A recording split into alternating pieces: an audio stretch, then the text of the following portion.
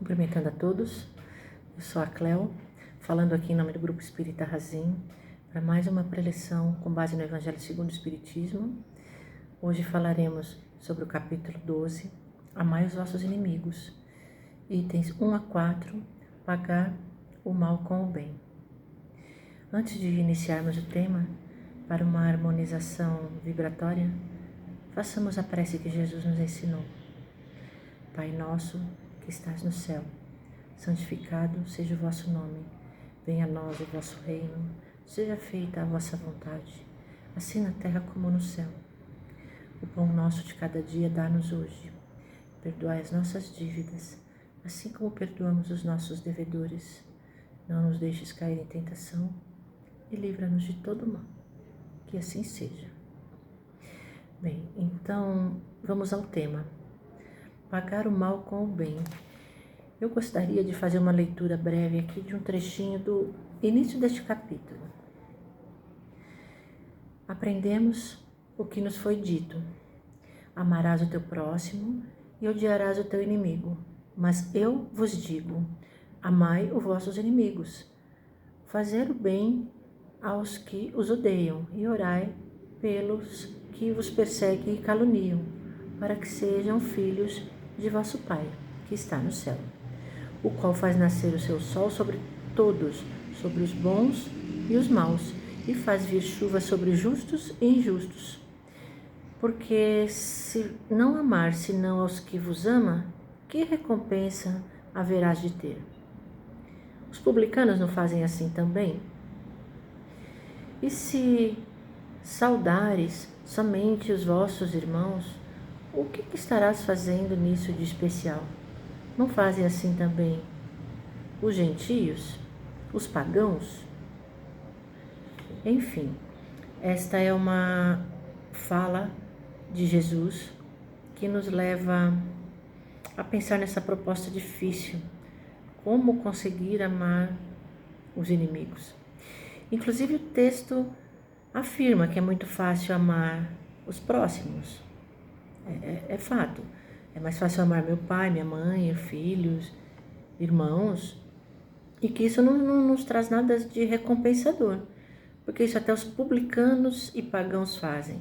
Os publicanos seriam aqueles cobradores de impostos da época em que Jesus esteve encarnado entre nós, e esses publicanos eles tinham fama de serem muito avarentos e egoístas.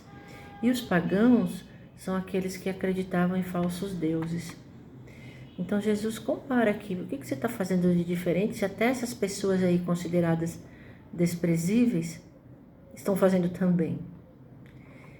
Bem, há que se considerar também que Jesus, na sua magnitude e na sua misericórdia, ele compreende que não estamos nesse nível de alcance, de compreender da mesma maneira que ele. Nossa compreensão é inferior.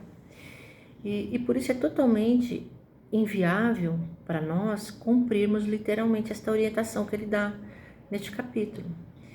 E ainda não praticamos a convivência, a amorosidade com a família universal.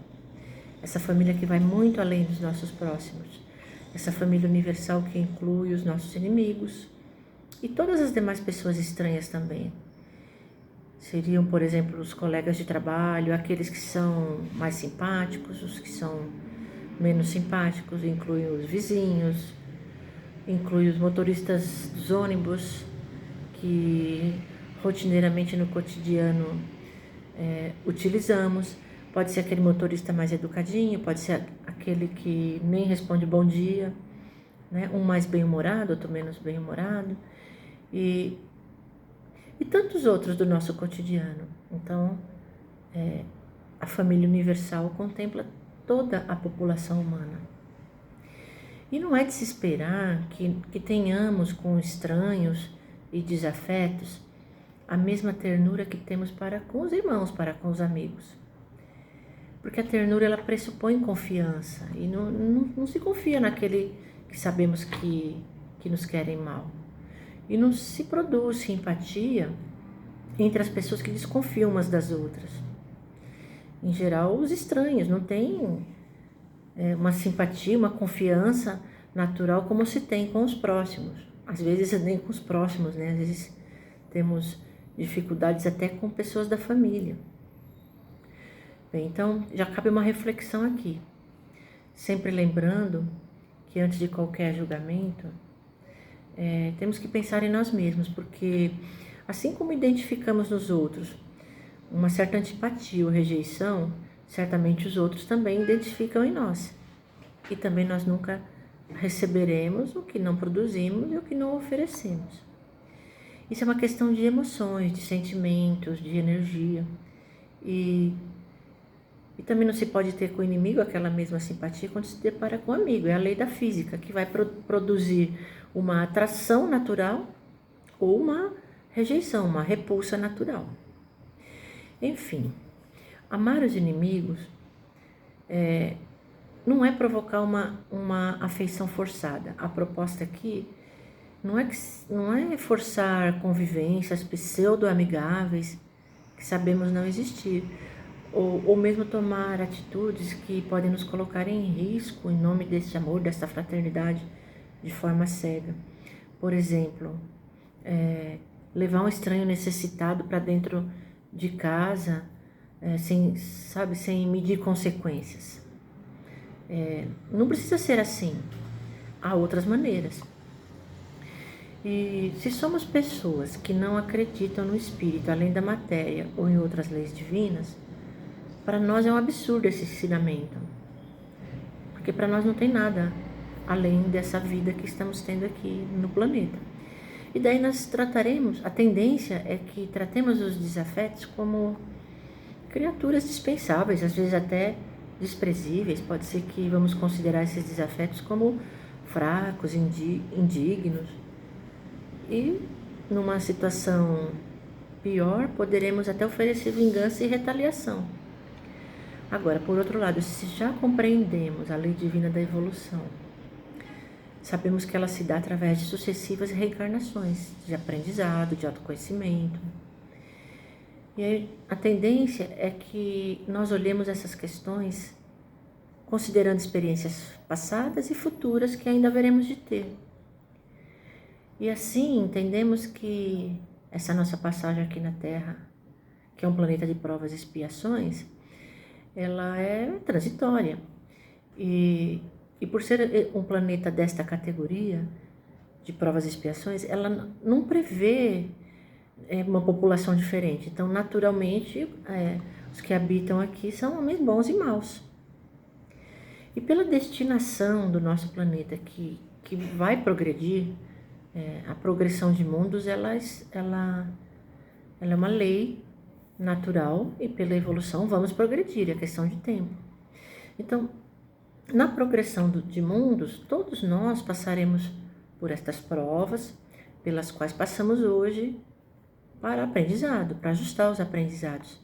E por que passamos por isso hoje? Porque o egoísmo ainda é muito presente e, em decorrência dele, convivemos com muitos infortúnios e muitas situações de misérias humanas. Mas sabemos que a maldade não é um estado permanente do homem, e sim apenas característica de um momento de imperfeição. E compreendendo assim, pensando assim, esta compreensão nos leva não a amar os inimigos, que sabemos que ainda não nos é possível, mas pelo menos a não cultivar ódio, não cultivar rancor, não ter atitudes de vinganças, de retaliação contra eles. Já temos conhecimento e condições de fazer-lhes o bem, mesmo que eles nos façam o mal. É difícil? De fato pelas nossas tendências ainda de agir em decorrências de egoísmo, mas o fato de já termos essa consciência e conhecimento já nos dá condições de não lhes devolver o mal, aquela questão de olho por olho, dente por dente. E já temos condições de estender-lhes as mãos em caso de necessidade, sem intenção de humilhá-los, ajudar sem humilhar. Já temos condições de orar por eles, de vibrar por eles. E se assim o fazemos, estamos desenvolvendo a indulgência e trabalhando para que nosso espírito seja um pouco mais nobre, um pouco mais generoso. E assim vamos cumprindo as condições que hoje nos cabem quanto ao mandamento de Jesus neste capítulo. Pagar o mal com o bem. Bem, nossa preleção ela não tem o objetivo de esgotar todos os assuntos.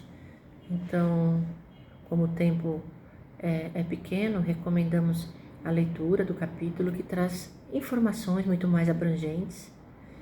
E o Evangelho segundo o Espiritismo, ele está disponível para o nosso aprendizado. E assim, chegamos ao final dessa nossa conversa de hoje, fazendo nossas vibrações, nossas costumeiras vibrações, sempre lembrando que elas são emanações de amor que direcionamos aos companheiros ou situações de necessidade, sejam essas necessidades de ordem material, moral, espiritual. Assim vibremos pelo nosso universo, pelos tantos mundos nele contidos, em especial por aqueles que, como nós, passam por um momento de transição planetária na progressão de mundos e que caminham para mundos em regeneração. Vibremos por aqueles grupos de pessoas carentes da matéria, carentes do espírito, sejam eles crianças, idosos, enfermos, moradores de rua. Vibremos com muito carinho, especialmente pela nossa querida casa Grupo Espírita Razem, pelo seu acolhimento amoroso e por todos os trabalhos e estudos que a casa realiza. Vibremos intensamente por nós mesmos, pela nossa perseverança no propósito de aprender a amar os nossos inimigos. Que assim seja, graças a Deus.